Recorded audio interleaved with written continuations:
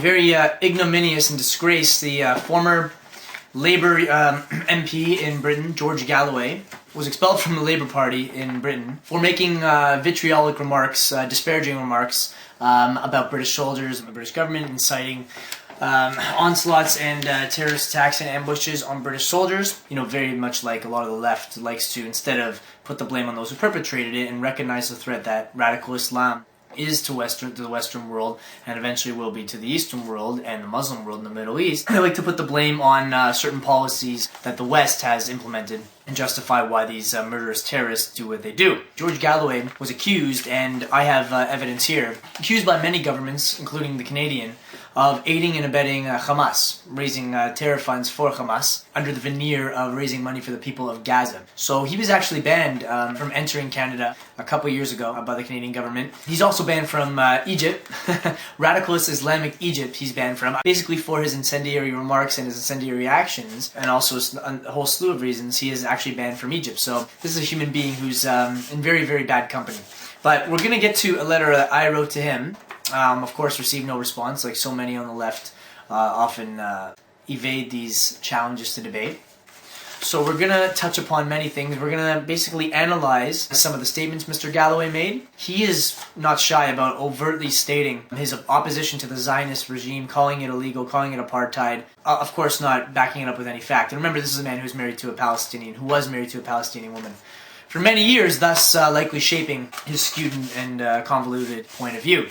I believe this person to actually be a strong anti-Semite, hold anti-Semitic views, and actually wish for the destruction of the state of Israel. You know, a guy of poor moral character who supports despots is getting a weekly chance to spew his hatred.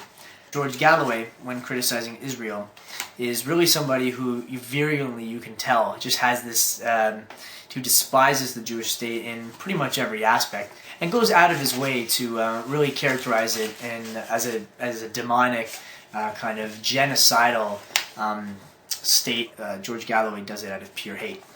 We're going to start actually with an open letter to George Galloway, and it's entitled Delegitimizing the Delegitimizers, Why George Galloway is Nothing More Than a Resident Clown. Whether one feels that he violated Canada's hate speech laws is a subjective matter, and Immigration Minister Jason Kenney admirably barred Mr. Galloway from making a March 30, 2009 appearance at the University of Toronto due to Galloway's support for Hamas. His alleged support of Hamas at the time, but as we're going to go through, we'll see that alleged support was actually founded and turned out to be actual support, financial support for Hamas. Notwithstanding the accusations made against Mr. Galloway that he is inciting or promoting lawlessness in our society, his views when it comes to the Israeli-Palestinian issue as a whole not only reek of anti-Semitism disguised as anti-Zionism, but they are just, well, they're factually incorrect. That is, he just says things without any support. They're completely baseless and vacuous. We must now take a look at some of the statements that Galloway has made with respect to the aforementioned topic, and just how he has made a career off of utilizing nonsensical rhetoric to rile up his already radical Islamic extremist ultra-left terror-supporting base, from which his almost his whole entire support is drawn. As can be seen from the evidence that I'm about to read, Mr. Galloway's statements are factually incorrect, or he either bases his statements on hearsay with no factual evidence whatsoever to support his baseless claims. However, before one gets to refuting all of these claims that we know are untrue, here's a brief snapshot of Mr. Galloway's storied political career. In 1994, Galloway visited genocidal dictator Saddam Hussein, praising the tyrant by saying, quote, "Sir, I salute your courage, your strength, your indefatigability," and then he basically went on to say that he denied this, he never said this, even though it's clearly on video. I think you could probably get it on YouTube. Just type in George Galloway, Saddam Hussein, and there's a clip of it, which Mr. Galloway denied. It shows you the character and the morally bankrupt individual this guy is. We continue. In 1999, Galloway celebrated Christmas and rang in the New Year with fellow tyrant Tariq Aziz, then Iraq's deputy prime minister. I wonder if they kissed at midnight. In 2003, he was accused by the Labour Party in Britain of inciting Arabs to fight British troops, inciting British troops to defy orders, inciting Plymouth voters to reject Labour MPs. He was found guilty of all but the third charge and was expelled from the Labour Party. This is in 2003. In the House of Commons on the day of the 7/7 bombing in London that killed 52 people and injured hundreds, Galloway blamed the fact that British policy in Iraq and Afghanistan were the catalyst for such attacks, and that more would be carried out in the future as a result. In 2005, on Al Jazeera television. He claimed that George W. Bush and Tony Blair, through their support for Israel, have killed more people than Adolf Hitler. An obvious choice of reference in that too, obviously factually incorrect. You'll see that many of the people on the left will obviously use Nazism and Hitler as the means by which to compare Zionism in Israel. And the reason they do that, because they know that Nazism conveys such a horrible message in the minds of the layman or the bipartisan, the average news watcher, the average person who's following the Middle East. And they know that it's just an obviously insult to Jewish people, with people from Auschwitz and Treblinka and Dachau still living. To call somebody a Nazi is the gravest insult that you can call them. If you called them Pinochet, or you called them Stalin, or you called them Mao, this definitely wouldn't have the same sort of insult or piercing kind of invective that it would, obviously, when you call somebody Hitler. I guess the recent tragedy, the closeness of the Holocaust, the proximity of the Holocaust to today is still fresh in people's minds. So, and they can still see those images of the bodies, the skeletons. So it's easier for him to use Adolf Hitler than it is for other of those aforementioned dictators. When he speaks about Israel, he doesn't refer to it as Israel. He refers to it as occupied Palestine or the Zionist entity, much like Mahmoud Ahmadinejad does in Iran. He also calls it a Hitler state, constant references to Hitler, much in the way David Duke, if you've ever heard him speak about Israel, does, and a lot of Israel's detractors do. So he'll call Israel a Nazi state, call the actions Nazi-like, he'll refer to them as apartheid without ever apologizing or even clarifying what he means, qualifying what he means. In 2005, Galloway, on a radio program hosted by Alex Jones, proclaimed that, quote, Israel has created conditions in Arab and some European countries to stampede Jewish people into creating a Jewish state. And in 2006 stated in July, Hezbollah has never been a terrorist organization. The National Union of Students, and I'm glad they did this, of the UK passed a resolution condemning such a statement. Also in 2005, the U.S. Senate produced evidence, bank statements, indicating that Galloway transferred more than $150,000 in proceeds from the Iraqi oil for food program he illegally received to his then Palestinian-born wife, Amineh Abu Zayed. The above lowlights that we mentioned are basically in order to point out the character of George Galloway. So, for example, in 2006, he was initially denied entry into Egypt on the grounds of national security, but then abjectly allowed into the country after Hosni Mubarak had a change of heart. However, in January 2010, as I was mentioning before, he was deported by Egyptian authorities after crossing into Egypt from Gaza, and Egypt has since then commendably rendered Mr. Galloway persona non grata, and he is no longer able to enter into Egypt. In 2006, he openly advocated and sanctioned the suicide bombing of then British Prime Minister Tony Blair, claiming that, quote, yes, it would be morally justified. It would be entirely logical and explicable, and therein stems the problem of the left, is this moral equivalence they place on the innocent targeting of civilians and the accidental injuring of civilians after making many attempts and spending billions of dollars in minimizing civilian deaths, like Israel has, like the British have in Afghanistan. Obviously not to the degree Israel has, and same with the United States. But the fact that they can equate deliberate genocidal rocket attacks or 7/7 bombing attacks on the civilian population with self-defensive measures aimed at maximizing military deaths and minimizing civilian deaths is one of the great flaws of the left and one of the great moral arguments of our time. If you ever get into a debate with somebody who considers himself a liberal, I would ask them the fundamental question and work backwards. I would say, do you support Israel in its war on terror, in its wars with Hamas and Hezbollah? And if they answer yes, that's fine, that's great, and you can stop there.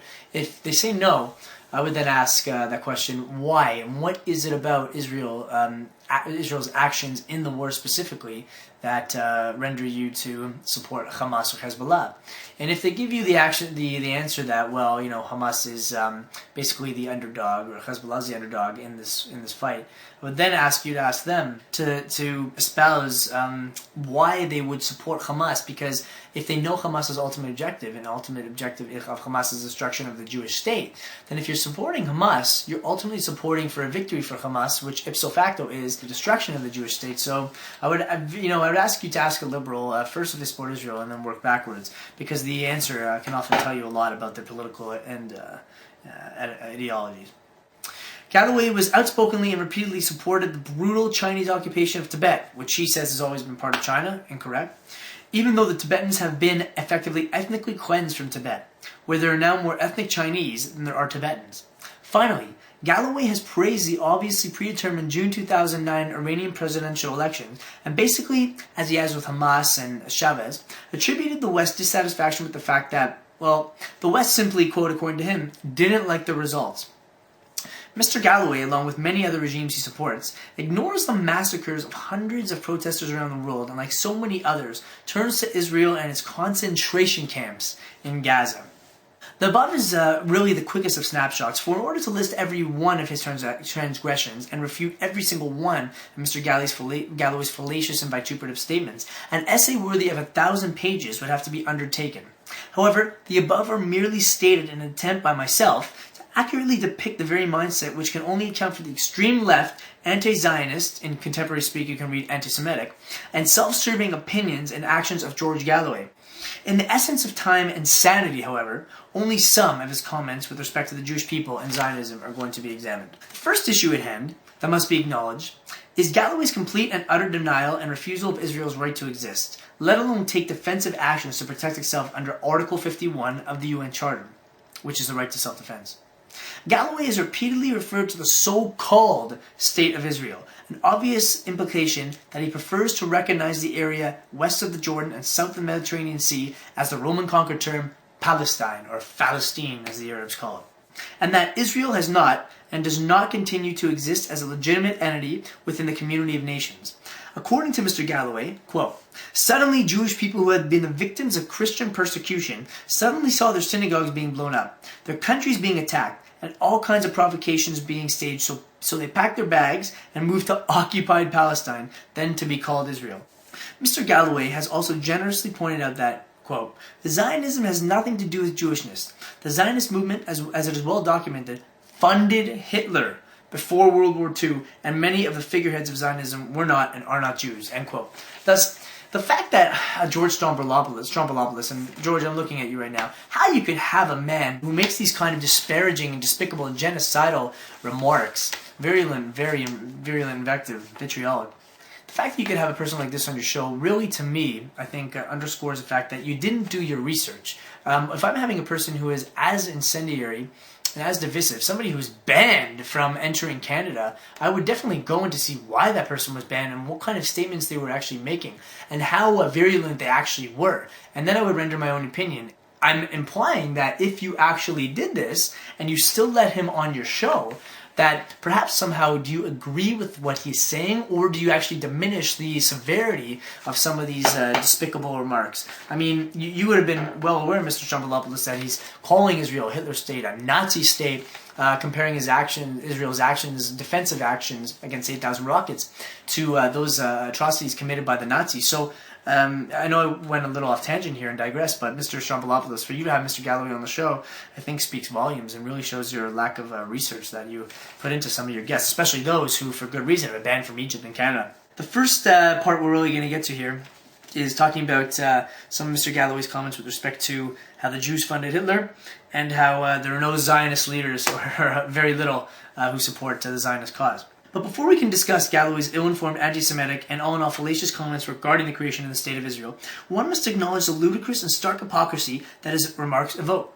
For a man who often chastises Israel for refusing to abide by the many UN resolutions unto which it is bound, he utterly ignores and disregards UN Resolution 181, which was passed on November 29, 1947, declaring the legal right of the State of Israel to exist and of the Jewish people to its ancestral homeland. Furthermore, it clearly posits Mr. Galloway's definition of what he views as occupied territory. Like Hamas, Galloway views the entire state of Israel, notwithstanding Judea and Samaria or the West Bank, as occupied since 1948, and even uses the same pejorative terminology for Israel as does Hamas, Hezbollah, and other similar groups, as I too referred to Israel, as occupied Palestine. So now basically, notwithstanding the November 29th, 1947 legal right established by the United Nations, he also ignores the fact that the 1920 San Remo Resolution, the 1924 Franco-Anglo Boundary Convention, and the Anglo-American Convention of 1924, not to mention the Mandate for Palestine in 1922 and 23, which also recognized the Jewish people's legitimate, rightful, legal, historic nature and tie to the land of Israel, Eretz Israel.